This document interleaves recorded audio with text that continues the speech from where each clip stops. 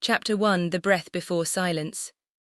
There are moments in history when the world seems to pause, as if drawing in a long, uncertain breath before releasing a storm that will reshape everything that follows. The early 14th century was one of those moments. Across continents, from the dry plateaus of Central Asia to the bustling ports of the Mediterranean, an invisible unease stirred. Nothing dramatic announced its arrival. No thunder split the sky, no prophecy echoed across kingdoms. Instead, the first signs crept quietly, settling in the air like dust on forgotten roads, unnoticed and unfeared. Along the trade routes that stitched together distant lands, caravans moved as they always had, carrying spices, silk, grain, and the secrets of far-off worlds. Yet the routes themselves felt different. The wind that once whispered through desert dunes seemed heavier, as if burdened by something it could not name. Markets overflowed, ships sailed steadily, monasteries hummed with prayer, and towns pulsed with life.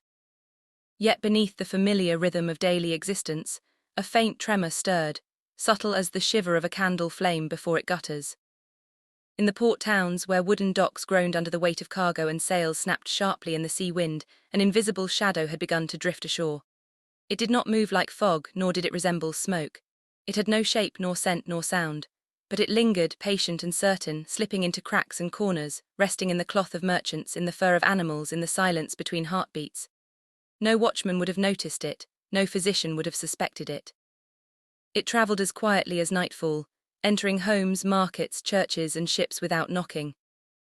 Further inland, where fields stretched endlessly under the watch of distant hills, life followed its ancient cycles. Sowing, reaping, resting, repeating. Seasons passed faithfully. Winter surrendered to spring, spring yielded to summer, and with each change the land presented itself with calm predictability. But beneath that calm, the soil itself felt uneasy, as though it sensed the weight of what approached. A strange stillness settled over forests and rivers. Birds circled in tighter patterns, and the air grew strangely dense, as though holding its breath.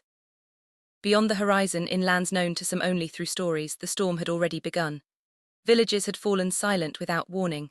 Campfires burned unattended in abandoned encampments. Roads once crowded with travelers now lay empty, touched only by the wind. No one came to explain the silence, for the silence itself was a message. And though no messenger carried it, the message moved swiftly, crossing mountains, rivers, borders, and oceans with unnerving ease. The world in its innocence had not yet understood. People still gathered in markets, sharing laughter and gossip.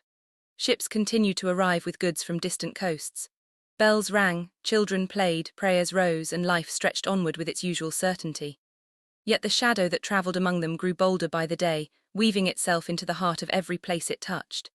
It moved not like a beast that roared, but like a whisper that promised nothing, and yet demanded everything. Every sunset seemed slightly dimmer than the last. Every morning light carried a faint, inexplicable chill.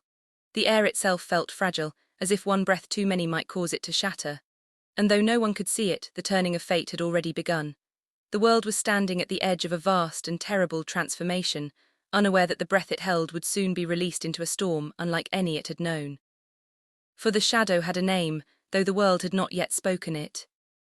It would soon be carried in every whispered fear, carved into every grieving heart, etched into the memory of generations. The Black Death was coming, and the world did not yet know the price it would pay.